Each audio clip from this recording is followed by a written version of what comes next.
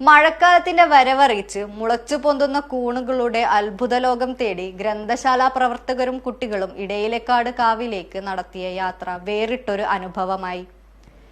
കൗതുകമുണർത്തുന്ന പര്യവേഷണത്തിലൂടെ 16ഓളം വിവിധയിനം കൂണുകളെയാണ് കുട്ടികൾ കാവിനുള്ളിൽ നിന്നും കണ്ടെത്തി നിരീക്ഷിച്ചത്. ദിസ് ന്യൂസ് സ്പോൺസർഡ് ബൈ ഉയർന്ന ഗുണനിലവാരം, തികഞ്ഞ വിശ്വസ്തത, ജനതാ പാൽ.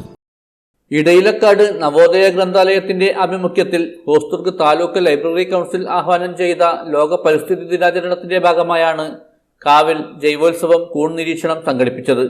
ചീഞ്ഞ ശകലങ്ങളെയും മരത്തടികളെയും ആശ്രയിച്ച് വളരുന്ന പ്രകൃതിയുടെ തനത് വിസ്മയങ്ങളായ കൂണുകളെക്കുറിച്ചുള്ള പഠനം വിദ്യാർത്ഥികളിൽ വലിയ അറിവാണ് സമ്മാനിച്ചത്. ഗാനോഡെർമ, അഗാരിക്കസ്, ലെന്റിനസ്, പോളിപോറസ്, പ്ലൂറോട്ടസ്, കോറിയോലസ്, ഹെക്സാഗോണിയ, മൈക്രോപോറസ്, മരാസ്മിയസ്, പെസിസ, മരാസ്മിയല്ലസ്, ഡാൻഡനിയ, സൈലാറിയ, ഹൈപ്പോഫോറ, ലെപ്റ്റിയോറ്റ തുടങ്ങി നിറത്തിലും ആകൃതിയിലും ഘടനയിലും വൈവിധ്യം നിറഞ്ഞ നിരവധി കൂണുകളെ കുട്ടികൾ നേരിൽ കണ്ട് മനസ്സിലാക്കി. കൂൺ നിരീക്ഷണ പരിപാടിയുടെ ഔദ്യോഗിക ഉദ്ഘാടനം പ്രശസ്ത പരിസ്ഥിതി പ്രവർത്തകൻ ആനന്ദ് പേക്കടം നിർവഹിച്ചു.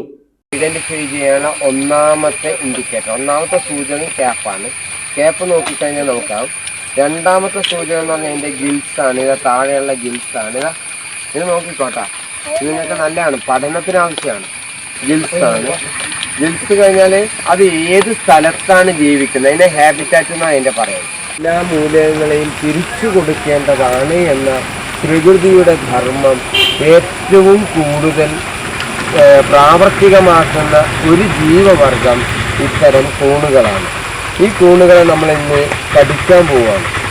പരിസ്ഥിതി പ്രവർത്തകരായ Krishnadas Paleri, K V Krishnaprasad Vaidyar, Hosdurg taluk library council secretary P Venugopalan എന്നിവർ ജൈവ വൈവിധ്യത്തെക്കുറിച്ച് കുട്ടികൾക്കായി ക്ലാസ് എടുത്തു. ചടങ്ങിൽ ഗ്രന്ഥാലയം secretary V K Karunakaran, M Umeshan, K Sathyan, C Prithviraj, V V Sindhu, C Jalaja തുടങ്ങിയവർ സംസാരിച്ചു. പ്രകൃതിയെ കൂടുതൽ അടുത്തറിയാനും പരിപാലിക്കാനുമുള്ള സന്ദേശം പകർന്നാണ് ജൈവോത്സവത്തിന് സമാപനമായത്. News bureau, Cheruvathur.